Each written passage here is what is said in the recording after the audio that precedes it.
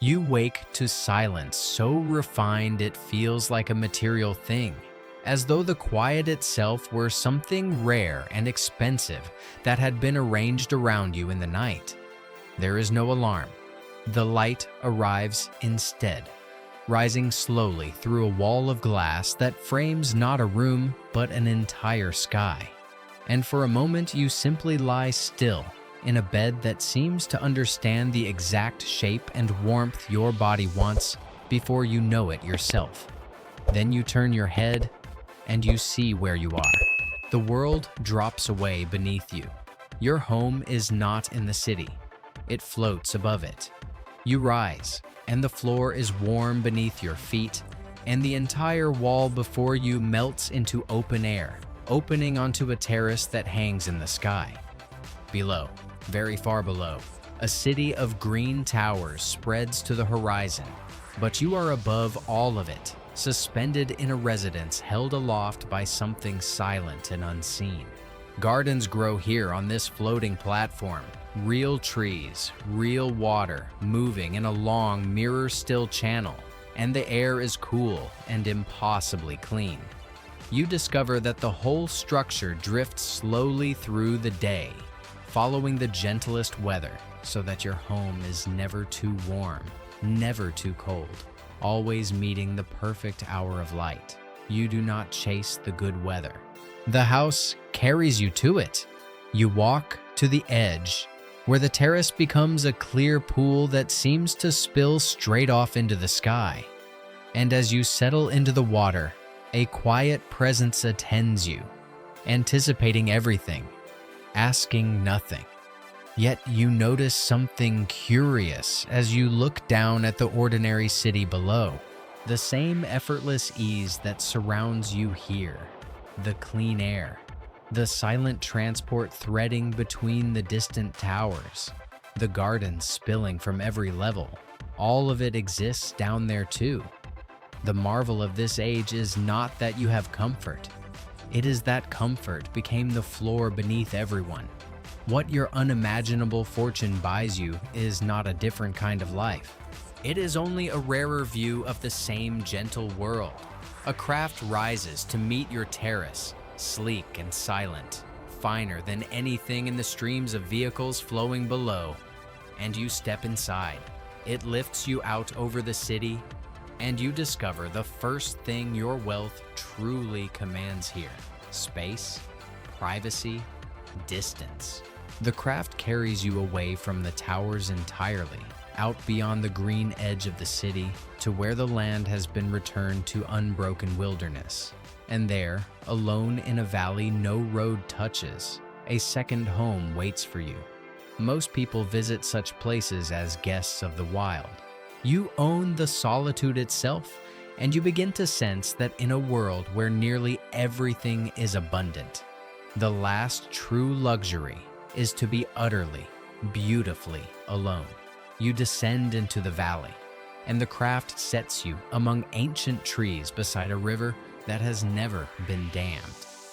Here you are tended by a quiet intelligence that knows your tastes better than you do, that has read the rhythm of your moods across years. A meal waits, grown and prepared with the care that no amount of money could rush, each element chosen for this exact morning of your life. And as you eat, you realize that even here, even at the very summit of human fortune, what you are being given is not more than others have.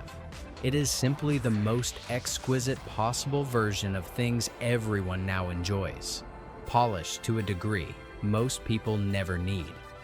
You spend the late morning in pursuits that have no purpose but their own pleasure.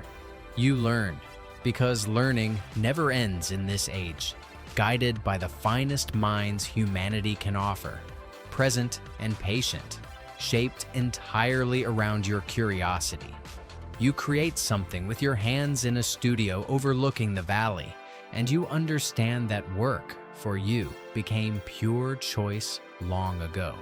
You labor at nothing you do not love, but then you slowly realize neither does anyone else. The machines lifted the burden from every shoulder, not only yours. Your freedom is only the most gilded edge of a freedom now shared by all. If this glimpse of a softer summit is stirring something in you, a curiosity about the world that lies beneath it, take a moment to subscribe and explore further with us. Every life we visit, the highest and the most ordinary, is a window into what humanity managed to build. The more of us who imagine it, the more real it becomes. Now, let the journey continue. In the afternoon, your craft carries you higher than the city ever reaches, up through thinning blue toward a faint ring of light that circles the upper sky. You rise to meet it, and you pass beyond the atmosphere entirely, into a private station that hangs in orbit like a jewel turned slowly in the dark. From here, the curve of Earth fills the window below, oceans and green, and the soft glow of cities at the edge of night, and you float, weightless, in a garden someone built in space for the simple joy of having one. This is something your fortune does buy that most will never touch. Yet even here, you learn that ordinary people ride the same ribbon of light upward, traveling to orbital gardens of their own, journeying onward to Mars and farther still. The sky was opened for everyone. You merely arrive in greater quiet. You drift at the window and watch your home planet turn, and a strange and humbling understanding settles over you. You possess wealth beyond the dreams of any king who ever lived on the world below. And yet, there are no starving multitudes for your fortune to lord over, no desperate poor to set your comfort against.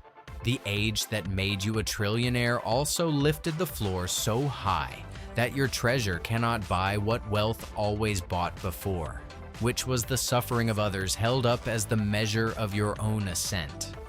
Your riches purchase beauty, solitude, refinement, the rarest views, and the finest things. They no longer purchase power over anyone because no one is left desperate enough to be ruled by gold. You descend as evening gathers back through the ring of light, down toward your floating home as it drifts to meet the softest hour of the day.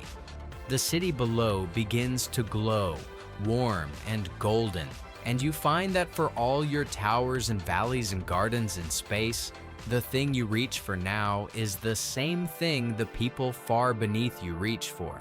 You gather those you love on the high terrace as the stars emerge. You share a meal. You sit close in unhurried conversation while the floating home turns gently in the last of the light. You find a quiet place at the terrace's edge and look down at the breathing city, and out at the darkening wilderness, and up at the faint ring threading the sky, and it settles over you at last. None of this was inevitable. Not your fortune, and not the gentle world that made your fortune mean so little of what it once meant. Every clean breath, every healed body, every floating garden was a problem someone swore could never be solved, undone by people who refused to stop building something better, until even the richest life and the most ordinary one came to share the same sky. You lean back beneath the stars, and a single thought stays with you as the city glows below. This is what we became, when abundance reached so far that even the summit of wealth became, in the end, only the most beautiful version of a life now within everyone's reach. And quietly, you begin to believe such a world is truly possible.